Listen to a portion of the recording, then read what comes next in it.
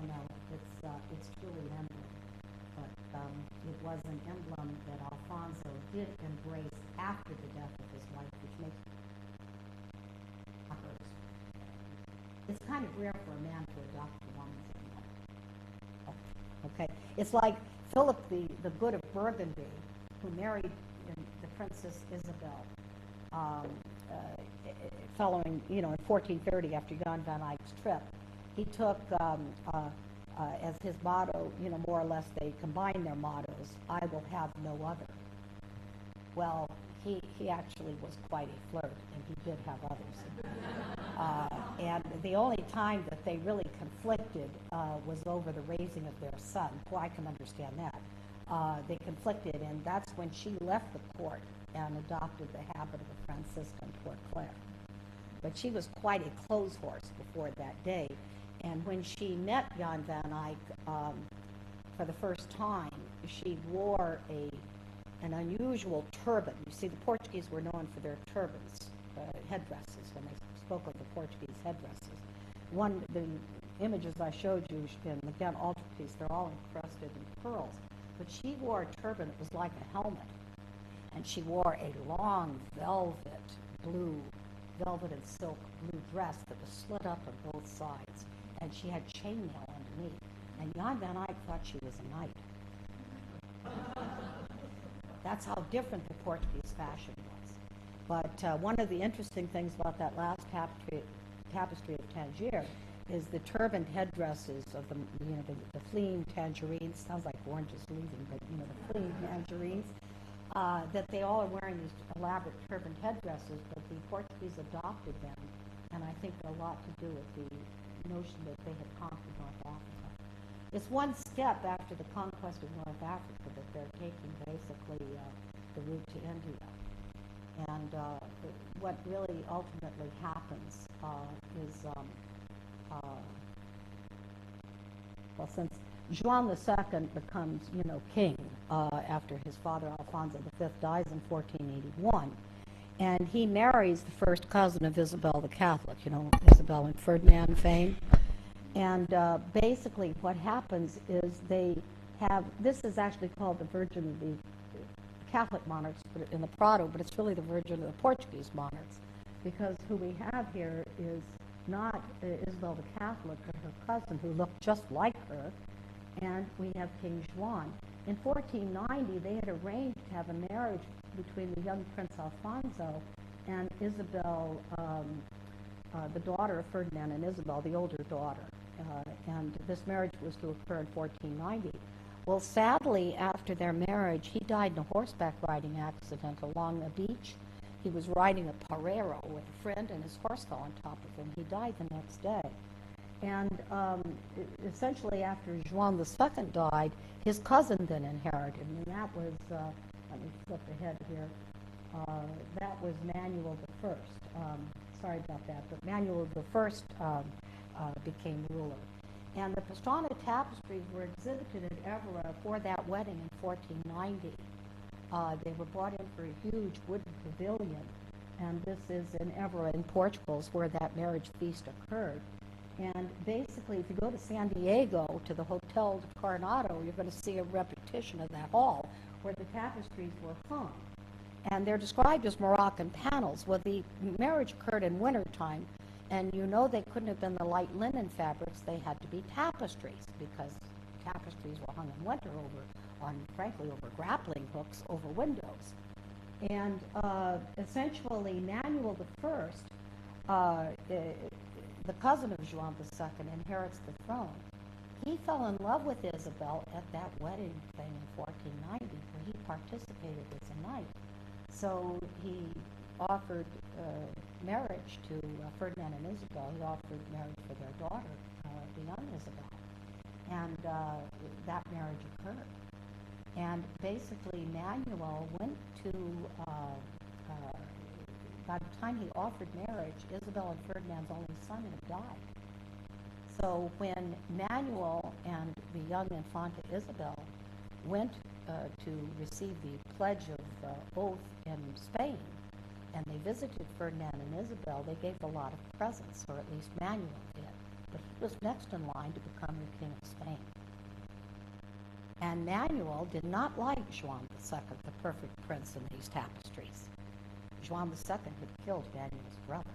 They had somewhat of a dysfunctional family. And so basically, Manuel hot-footed it in 1498, and he gave the Pastrana Tapestries to the Mendoza family. Because when he went there, he came with presents of salt cellars from Africa, etc. He was going to be the next king of Spain. And he stayed at the Infantado Palace, and basically the same family, the Mendoza family, eventually ends up having, owning Pastrana. Everyone says that this was a gift later by Philip II, but couldn't be because they're inventoried in the Mendoza castle in 1532. All 6 of them. That's why I showed you the other 2. And they're inventoried according to the African battles. So that basically if they were already in Spain in 1532, they couldn't have come later, right? Essentially, I think that's when those tapestries got transferred over. But that's what really occurs. Now, I'm still working on this, but I think it's kind of fun to have an idea of where how the tapestries did end up over in Spain. They are truly the most remarkable late Gothic battle tapestries. I almost felt like weeping saying goodbye, because I know darn well it'll be a while before I get to Pastrana. But it was a privilege to see them in such a lovely setting. Are there any other questions? I hope I didn't confuse everyone.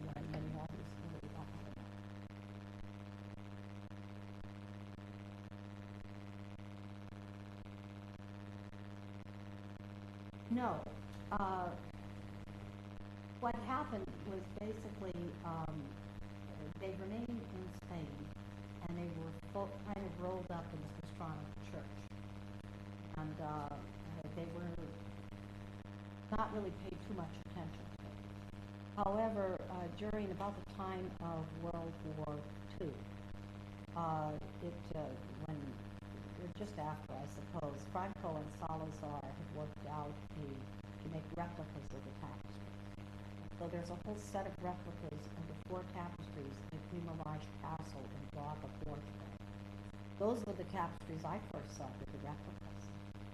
And then I realized that the Pastrana tapestries were suffering badly.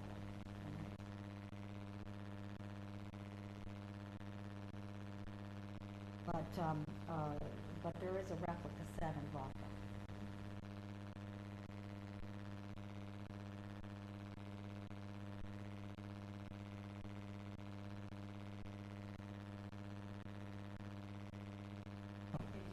No. And the reason they never did is because while Manuel I was set to become King of Spain, he and Isabel had a son named Miguel La Paz, and Miguel Peace. And that poor little boy died in 1500. Isabel after 2 years. And so with his death ended Manuel's ambition to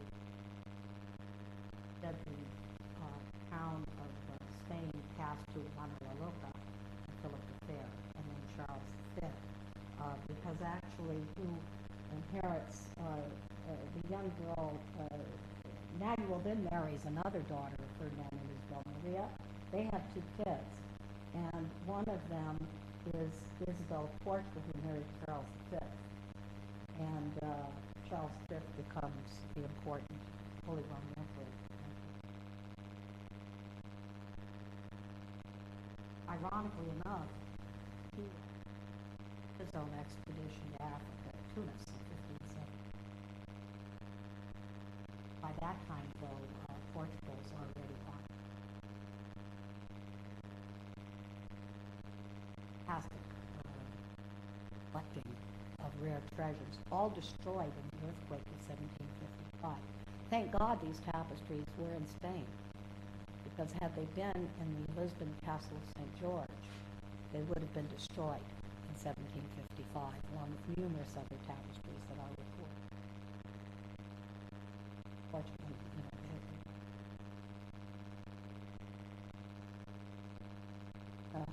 decided pleasure to talk with you. Yeah, one.